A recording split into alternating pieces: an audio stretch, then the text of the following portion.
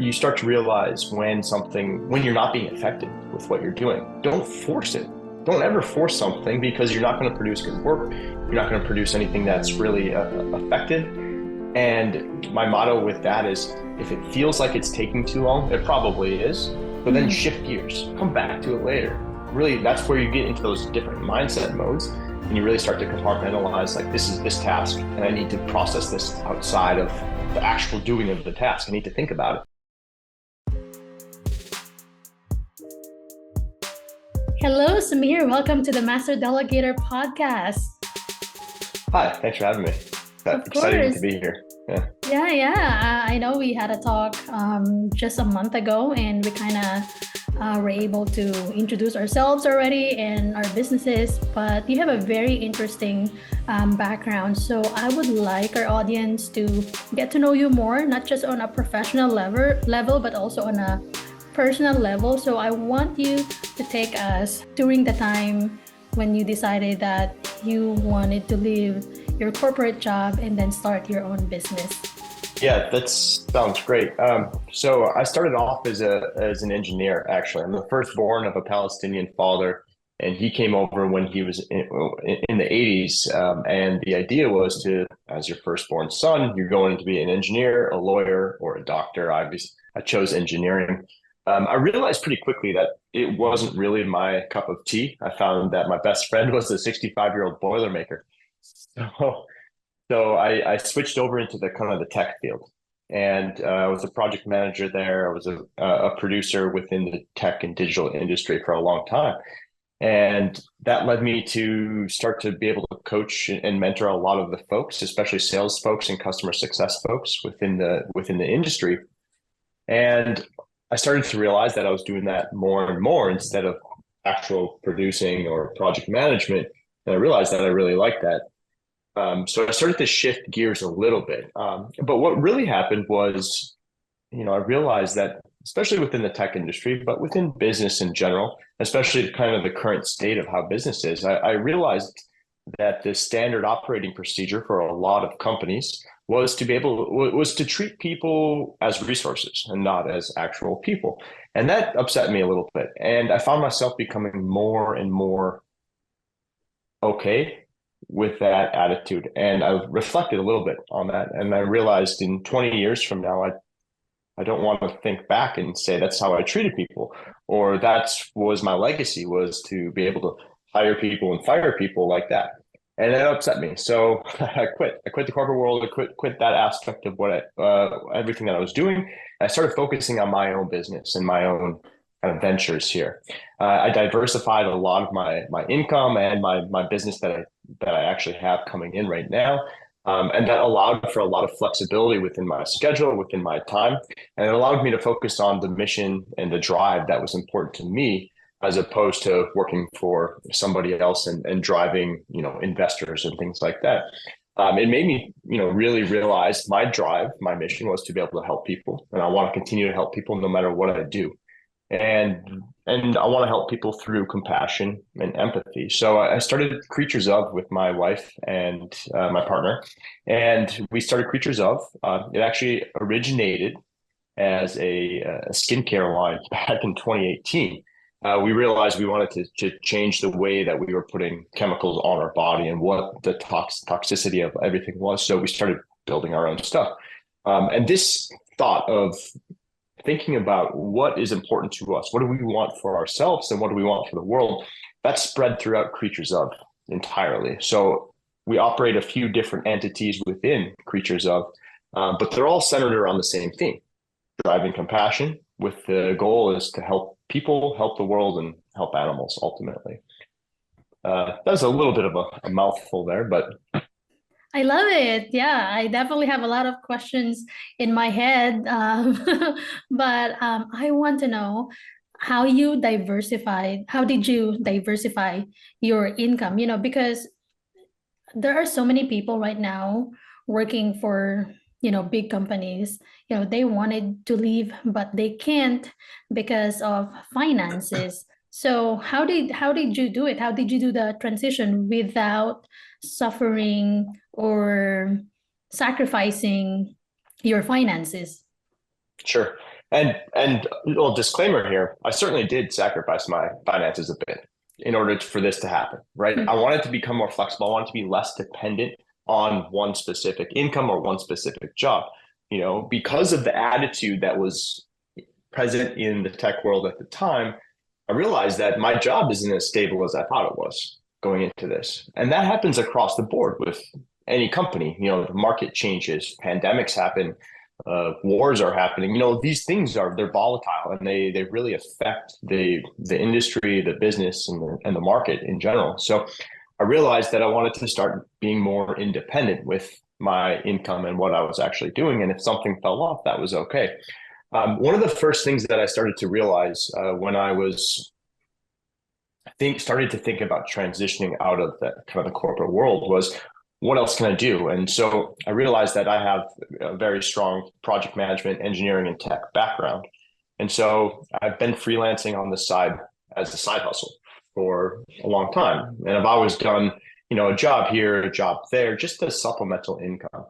And that was always nice to have in my back pocket, knowing that I could do it. And not the fact that I was actually making money out of it right off the bat, but I was keeping the door open for that possibility. Mhm. Lots of times when you're in a corporate environment and you end up being kind of, hey, this is a stable job, I'm comfortable here, and I'm going to continue to stay here.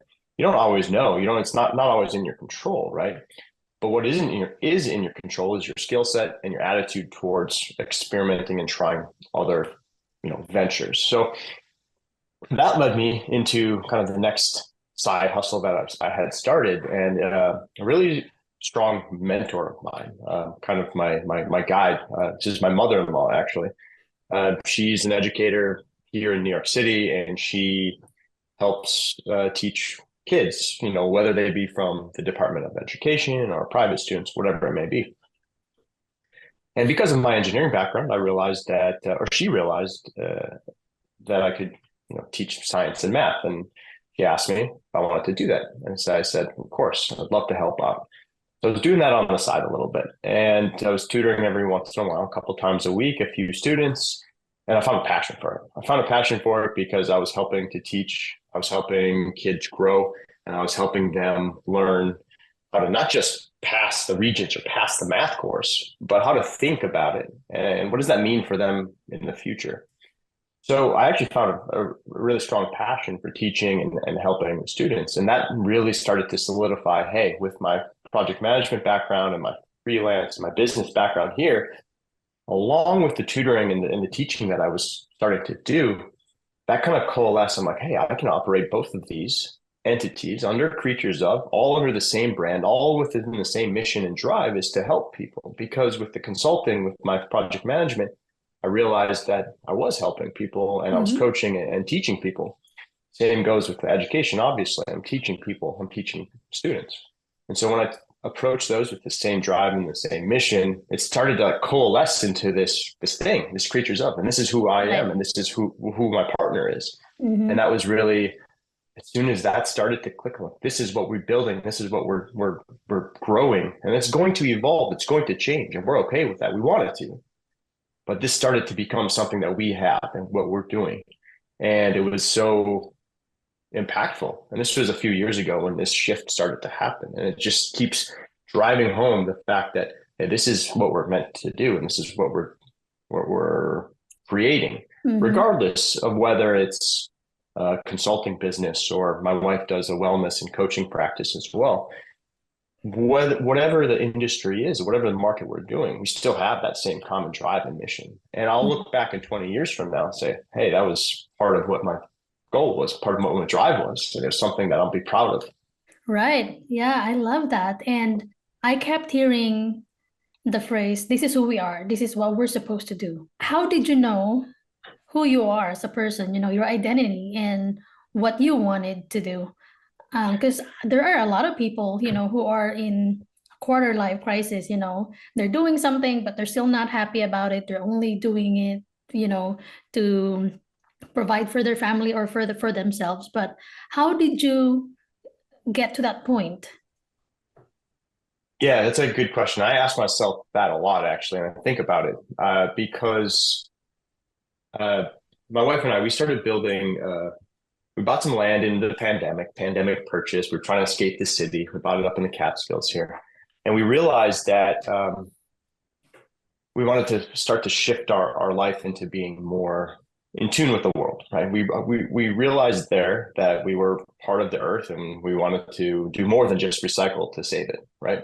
And it started obviously with the little things, the composting in our building in New York City started to become a thing. They gave us these bins and we started to like, well, obviously we can do this. And I have a very kind of distinct personality where I'm either all in or not at all, right? With it. I'm very like Mm-hmm. quick to boycott and quick to adopt certain things because I know it's a good thing. And so when we were driving upstate from the city back and forth, it was a long car ride. It's about 2 hour ride every time. And we were building a house. So we were driving back and forth a lot. So we have, long conversations in the car together. And I started to realize that if we do want to change, we want to be good to the world. We knew that. And so we wanted to like, how are we started thinking, how are we actually going to be good? Right. And what does that actually mean? And so I started to realize that shift, that change of going from maybe uneducated or unaware of how our impact on the world is to becoming aware of what our impact is and what we're actually trying to achieve. And more importantly, how can we help? How can we help the world and how can we help people?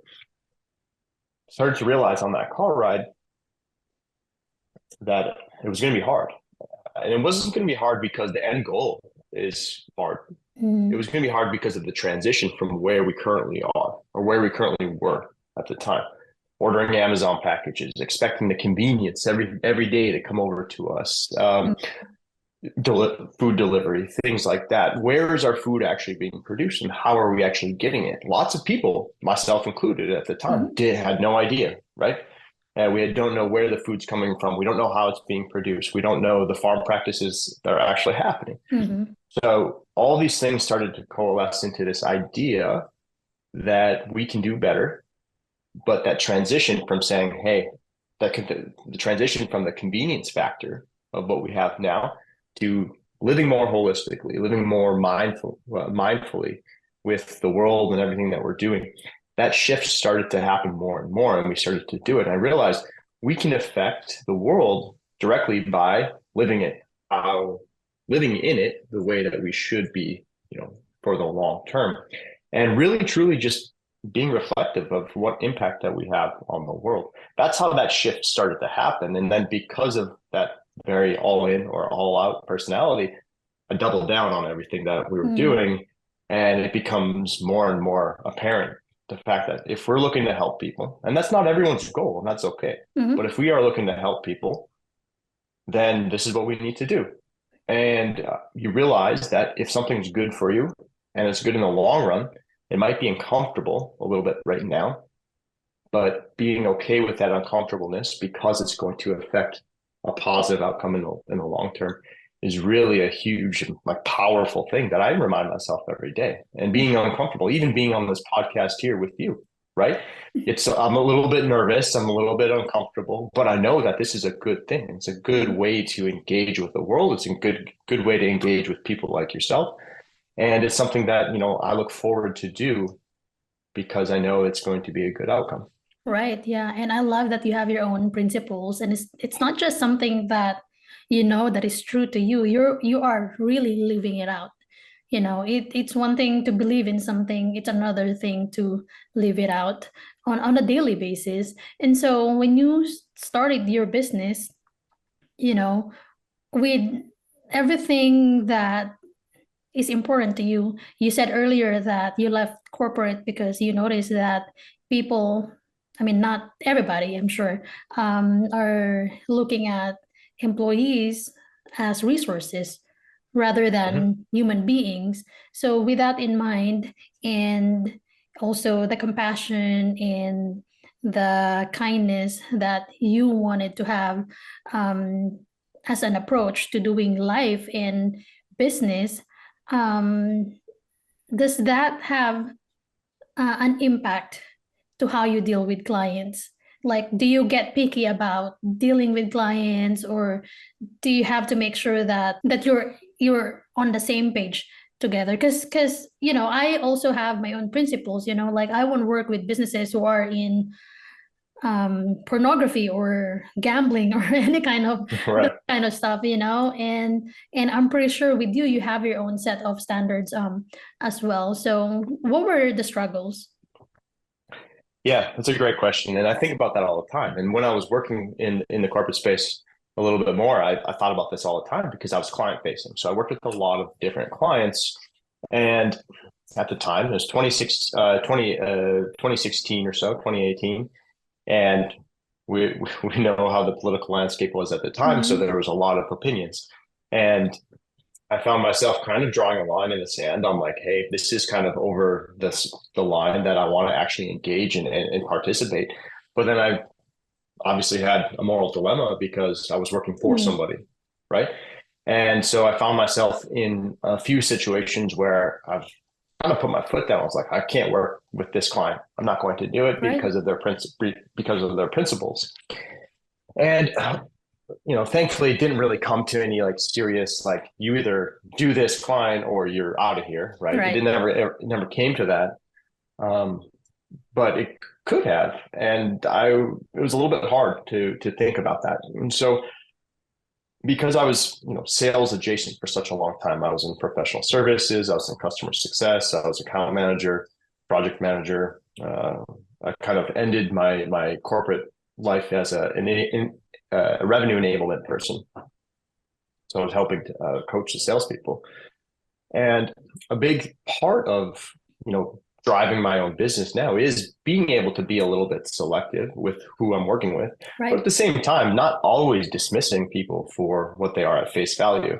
Mm-hmm. I have a few different qualifiers for working with people, but ultimately, because of I don't want to say gross, but how icky some of the sales practices are out there right now, Mm-hmm. cold calling 100, prospect list of 200, 300 people in a day, Very right? transactional. Very transactional. Mm-hmm. So I started to shift the way that I engage with people from a sales perspective, right? I own my own business. I'm now my own salesperson. Like I have to Mm-hmm. do that. I get that. Technology certainly helps to do a lot of that cold prospecting that you typically have to do. But for the most part, when I reached out to you or when we first met, it was a very, genuine interest and connection because of the fact that, hey, I'm not looking to necessarily sell you on something right off the bat. If it turns into something that we can work together in the future, or we can do referrals, or we can do these types of things, fantastic. And Mm-hmm. that's how I want to build my sales practice. That's how I engage with my sales practice. Is saying, here, I'm here to make a connection. I'm here to make a genuine like business interest. I enjoy what you're doing, and I like your attitude. I like your mission and your drive. Those are the people that I want to engage with. Those are the people that I want to interact with. And typically speaking, instead of making it just that transactional aspect, I'm making it a relationship and I'm growing my network. And when you start to do that, you start to build up the trust within the network.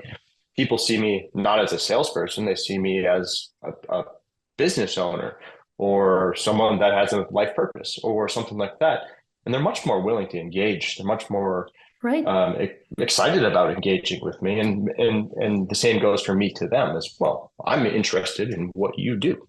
Like Right. we had our conversation, last month, and it was a great conversation. I really got to know who you are and what you do, and here we are on a podcast together. Yeah, exactly. And I'm actually learning more and more that sometimes it's not about what you sell, it's about who you are, you Mm-hmm. know? And I think it's important that we are very selective. I mean, maybe not very, but we're selective with whom we want to work with, because if we work with everybody, those who do not fit, our core values or our standards in the business, they won't even stay for long term. They will eventually cancel their Right. subscription. So it's just sort of like a waste of time between you and that person, because at the end of the day, what doesn't fit doesn't really fit. So I'm glad that you have your qualifiers, when it comes to working with clients. So let's talk about your business currently. Sure. Um, Now that you've overcome some of the struggles that you had, as you were starting out your business. Now your business is stable. I'm sure you still have challenges and struggles, just like what all business owners have. But how do you go about your day-to-day life? How do you make sure that you're living a freedom-filled lifestyle? Because running a business, there are too many moving parts, right? And there are a lot Mhm. of people out there who are saying that, yes, I left my corporate job, my 8-hour corporate job to start a business, which I work for more than 12 hours a day, Right. and and that's easy for us to do, business owners, especially if we're so passionate about what we're doing, right? Like we don't even care about the time at all, because we love what we're doing. But sometimes we have to care, because there are other things that are more important than our business, just like your spouse or your kids or your loved ones, or your other Mhm. hobbies and your mental health and your physical health as well. So how do you go on, with your day-to-day life, making sure that you don't become your own employee in the business? Right. Right. It's a great question. And it's obviously an easy trap to fall into. And it ends up being this situation where you end up resenting your own business, right? If you continue to fall into that trap. And so, going into this with the idea that what I'm doing is part of my life and what I'm actually trying to Mm-hmm. achieve in my life, right? My business is part of it. My businesses are part of this.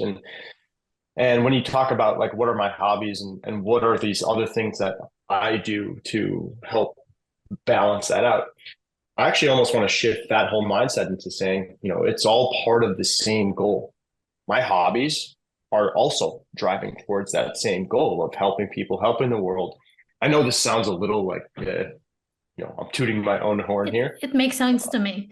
a little bit, if you're thinking about like, what do you do as a hobby, right?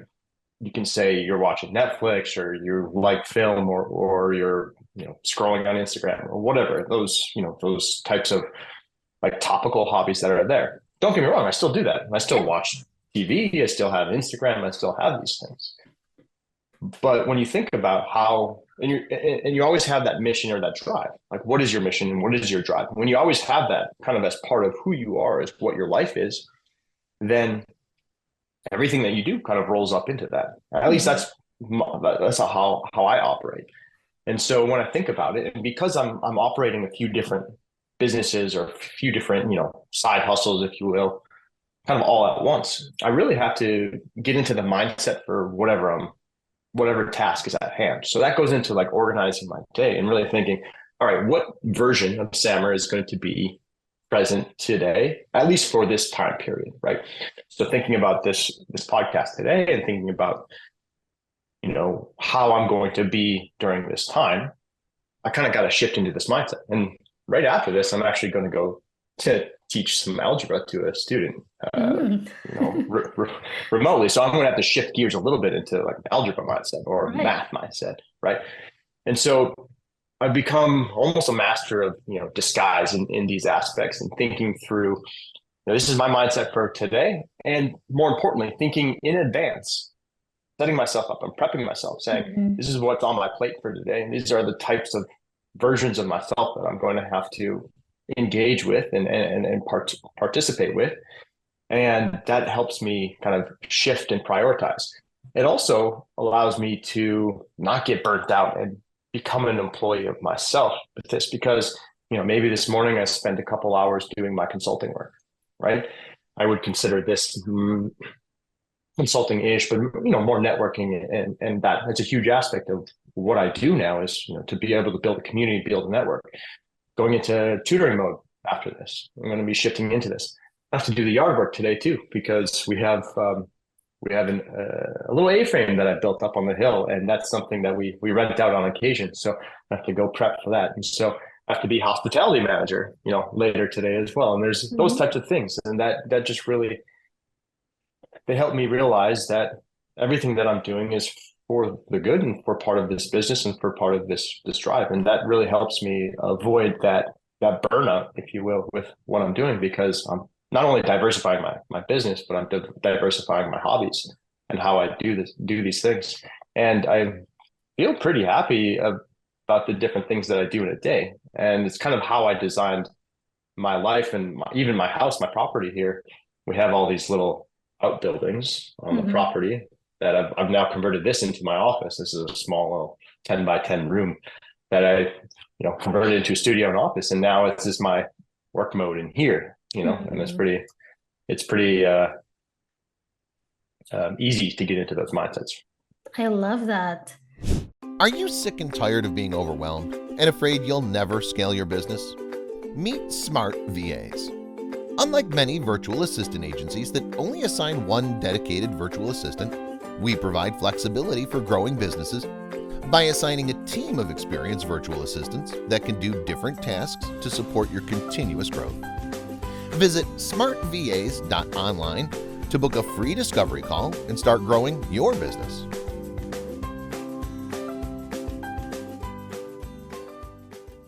You said that you're sort of like an all in or all out kind of person. So when you're doing Mhm. something, you're all in or all out. So Right. do you tend to hyper focus on something when you're doing something? Yeah, absolutely. I kind of go into a mode when I'm doing something. For instance, I'm restoring a chair in the garage right now. I'm doing this in like kind of like involved weaving, macrame kind of style with the Right. chair. And I can sit there for hours just kind of doing this. And my mind kind of goes into, I almost get into like a bit of a meditative state when I do that. And that really, I reflect, I think, I don't put music on. If I'm building or I'm creating something, I consider myself a bit of a tinkerer or a builder. And if I'm doing something like that, I can go for days with just no sleep and just keep working on it. And just, it feels like I very much get into that mindset. But at the same time, this is where kind of the emotional intelligence comes in. It's a practice that I'm continuously working on. But my self awareness really you start to realize when you're not being effective with what you're doing. Don't force it. Don't ever force something because you're not going to produce good work. You're not going to produce anything that's really effective. And my motto with that is if it feels like it's taking too long, it probably is. But then Mm. shift gears, come back to it later. Really, that's where you get into those different mindset modes and you really start to compartmentalize like, this is this task, and I need to process this outside of the actual doing of the task. I need to think about it. And so when I take on any type of project or any type of, whether it be art, whether it be business, whether it be my dogs or whatever it may be, not necessarily saying, hey, I want to sit down and do this now, because your mind might not be ready for that, right? Right. But if you can almost put all these things, you can do it physically or in your head or on a whiteboard or whatever it may be. You can put all these things kind of like, these are the mind projects that I have to do, or these are the projects that I'm going to be working on. If they're there and you've thought about them, then your mind is going to start processing, whether that be subconscious or not. But you're going to start to think about how to build those projects or how to create those projects or how to finish them. A good example is like when I'm building something for the house or when I'm building an art project or something like that. I'll get an idea. I'll get inspired by something. I'll see a red bird in the sky flying. That Mhm. happened the other day. I was like, oh, that's amazing. I love that aesthetic. The red bird streaking across the blue sky, right? Just that aspect alone is inspiration for a new art piece or something like that. And when I have that, I'm not going to go start drawing the red bird right now. Mm. It's going to evolve into something, but it's going to be here. And now because that's there, that's the catalyst for that starting to percolate. It's going to start to brew and build. And when the time is ready for it, because I had these mindset modes and I have these buildings that I can do these, I can come in here and like, we're ready for the red bird. We're going to start painting now because you feel that happening. But if I'm not feeling it, I'm not going to force it. And I will never do that. I'll never Mhm. try to do that. And so it's really about, thinking of that, compartmentalizing and really, really driving home the fact that I'm aware of who I am and what's going on in myself. I had a bit of a tough week. I'm not gonna lie. This Yeah. week I had some bad news last week, and I was just like I was confused about what happened, and it was hard for me to get back into it. I was Mhm. feeling really a lack of motivation for everything that I wanted to do, especially from a business standpoint. Right. So being self-motivated was really hard there. And I knew that I had several meetings this week, and I had this coming up I was excited for. And so I was like, kept reminding myself, I'm like, this is good stuff. You got, keep going for it. I wasn't trying to force it, but I also was not averse to the uncomfortableness of what that was. Yeah, right. I definitely feel you right there because last week I also heard some great news, regardless if it's bad or good, if it's something new to you, you have you're not ready for it, right? I mean, it may be something you're not expecting or you're expecting. It still can be overwhelming. Either way, if it's good or bad. So I was also kind Right. of distracted.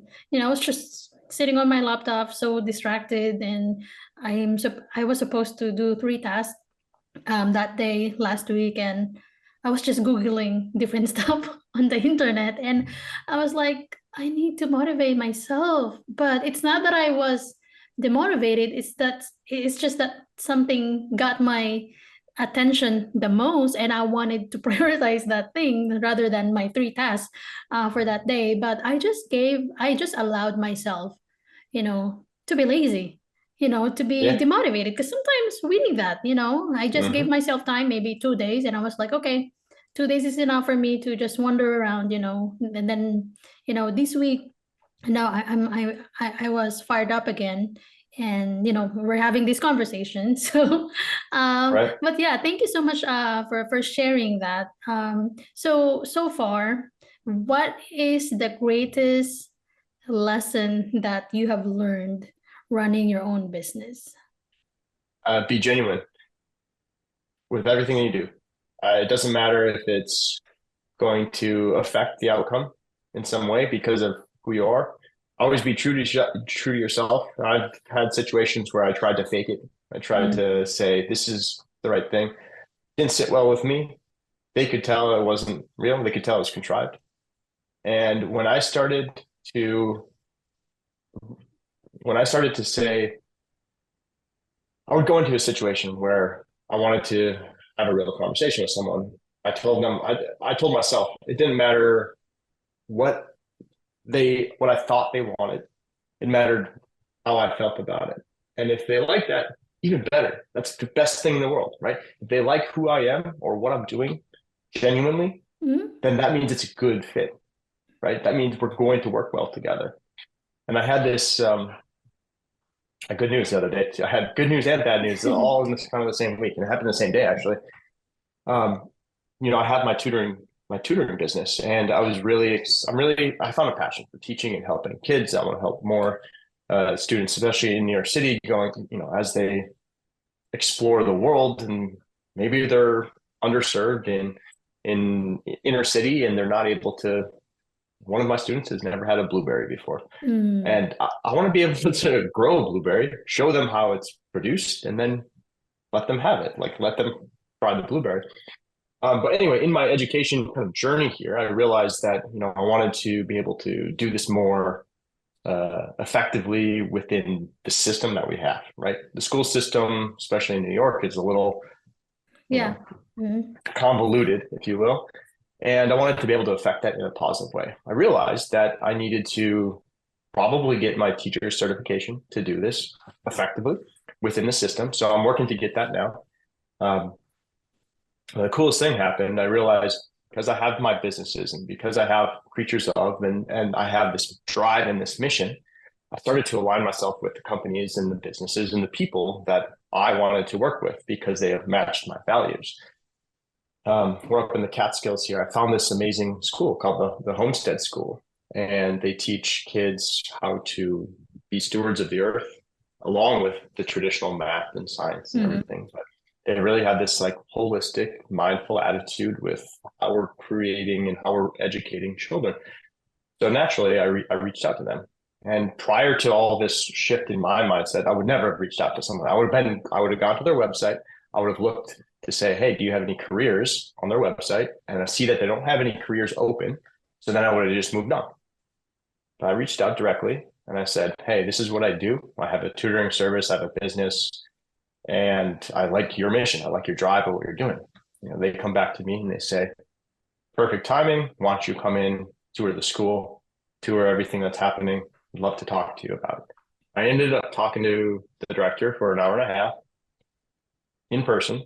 for the first meeting. And I think we both teared up a little bit in some moments of that conversation because of the drive for how we wanted to help kids and how we wanted to help the world.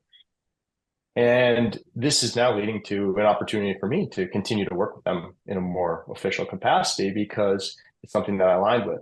And when I tell you to see the happiness on the kids' face as they're in school, albeit it was the end of the school years and back a couple of months ago, end of school year, but to be able to see them. And I toured their elementary school here as well. They have a 100-acre farm with the school, and it felt like I'm not sure if you ever seen the movie Hook before with Peter Pan. Yes. And the Lost Boys, Rufio, right? When they have go through that's what the school felt like in a good way. Like they felt they looked so free. They looked so happy. There was no cell phones running there, not everyone's on their phones, and they just look so engaged with the world. And I go there and I was just blown away. I was just amazed with the beauty and the attitude that the kids had, as well as the teachers, the facilitators that they had there. And for me to be able to say, hey, I want to work with you on this. It was, and the directors responding saying, I want you to work with us on this. And it was a mutual thing. Because I was genuine, because I was being my true self, and that aligned. And that's not always going to fit, but being that kind of full circle on that question, being genuine will lead to stuff that you want that are going to fulfill you. Yeah, and you have the right intentions as well. So I think that's also very important. So yeah, as we wrap up, what do you want to say to entrepreneurs who are not feeling, the freedom and flexibility of owning their own business? They feel stuck, stressed, and overwhelmed. Two main things. Imposter syndrome is very real. There's going to be so many situations that you have where you're thinking, I can't do this. I don't know how to do this. It happens all the time. And you probably don't know how to do all of it. I don't know how to do everything. You don't know how to do everything, straight up. But you know how to figure it out. You know how to get through it. You know how to build something out of it. You know how to learn. And that capacity for learning is how you overcome imposter syndrome. I tell myself every day, even coming onto this podcast today, the Master Delegator. And I was like, why? Like, who am I to be able to talk about this topic, to be able to talk about this attitude? And I think to myself all the time, I'm like, who am I to do this? Why am I special that I can do this? Then I think to myself every single time, I'm like, I absolutely can do this. I know it. We're not reinventing the wheel every time we have a conversation. Right. We're not reinventing the wheel every time we organize our day. Because we're being genuine with ourselves, we're doing stuff that is actually stuff that we know and that we're good with, because it's something that I actually do on a daily basis. And I'm just talking about that. I'm not making any revelations here and no epiphanies as I'm sitting here. Just talking about how I am and being genuine about that. So that's the first piece of advice. Is imposter syndrome is real, but it doesn't mean that you're an imposter. It means that you can overcome that. You can absolutely do that. And the second thing, arguably one of the most important changes of my entire life, was becoming aware of emotional intelligence. This happened in 2018. I remember distinctly. I was a little bit late to the game. I come from rural Minnesota, and a lot of feelings are pushed under the rug. It's called Minnesota nice. It actually just means being more passive aggressive than you need to be. You mean people pleasers? People pleasers, exactly. Same thing with Southern hospitality. Same deal, right? But emotional intelligence was such a powerful change for me, and such a powerful realization that you're almost in this ignorant state before you understand. I don't mean that people are ignorant. I mean they're just unaware, right? Before you're aware of your own self, before you understand how to manage yourself, you're also thinking about the social awareness and the relationship management within everything that you do. But being aware of yourself is the first step with all of this, and understanding how you feel within any context, any situation. And then once you start to get into it a little bit more, you start to think about the social awareness. How does what I feel affect other people or the relationships that I'm in? And just being introduced to that was so profound for me. It was so special to me. And I realized that it was just the start of my journey in that aspect. And I'm still in the starting point of it. And this is 6, 7 years later. I'm still growing. I'm still learning about how to improve my emotional intelligence, how to evolve my emotional intelligence. And that's something that will always continue to grow for me. I'll never be a master at it. I'll always be a student in that aspect. And I just encourage that self-reflection and that self-awareness with everything that people do and everything that you do. And it really opens your eyes. It's almost a little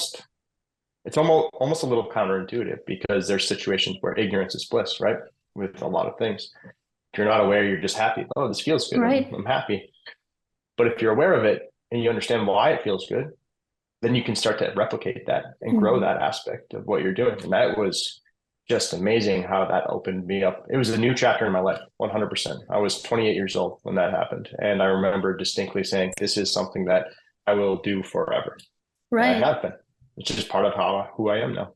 I love it. Being self-aware is really important. Knowing what makes you happy, what makes you sad, what upsets you, what triggers your emotions. So they are all important to know about yourself. So I think the key is really being true to yourself and knowing who you are, knowing who you really are, and sticking to what you believe in about yourself.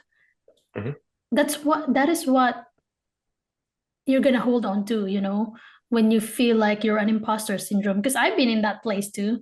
I didn't want to host a podcast, like, who am I to host a podcast and interview people? Right. I was just somebody from the Philippines. I just moved to the States, but I've gotten over it. And people, they ask me, how did you get over it? I just did it. I just showed up.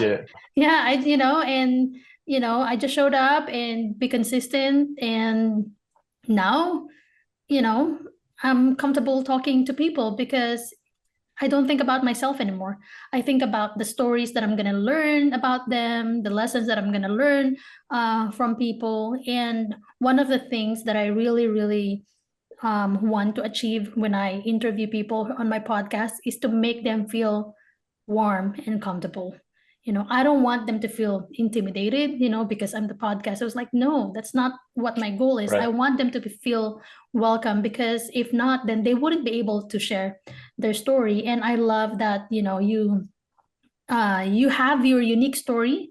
You have, that is something that is what sets all my podcast guests apart.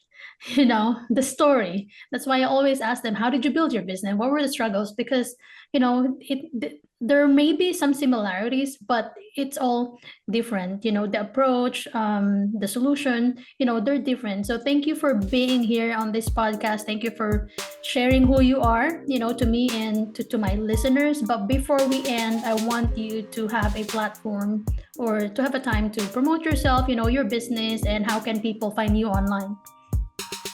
Yeah, sure. Thanks. And I want to say thanks for having me. It's always exciting to talk about this. And I love having these types of conversations because it's, talking about your heart, talking about your mind and what you're actually looking to achieve. And as much as that can sound forced, it's something that or cheesy, maybe even is the word. It's something that I actually believe in. It's something that I actually do on a daily basis. And I encourage that with everybody.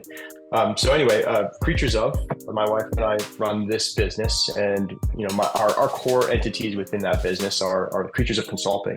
I do operational streamlining, revenue enablement, customer success programs for startups, entrepreneurs, as well as small to medium-sized businesses as well. And one of my favorite aspects about that is working with entrepreneurs to kind of drive this mindset. I do a lot of coaching and mentoring work within there.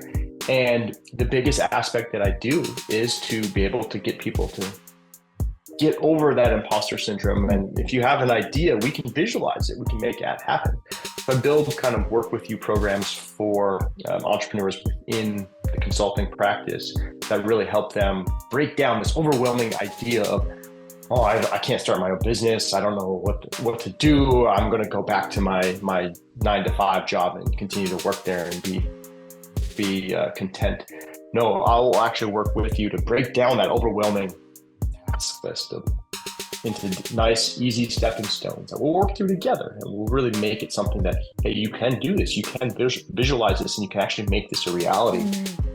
Just let's process it, let's think about it, let's organize ourselves so that we can do this in a more relevant manner. I love it. I love it. Well, thank you so much for your time today, Samir. I appreciate it. Yeah, thank you so much.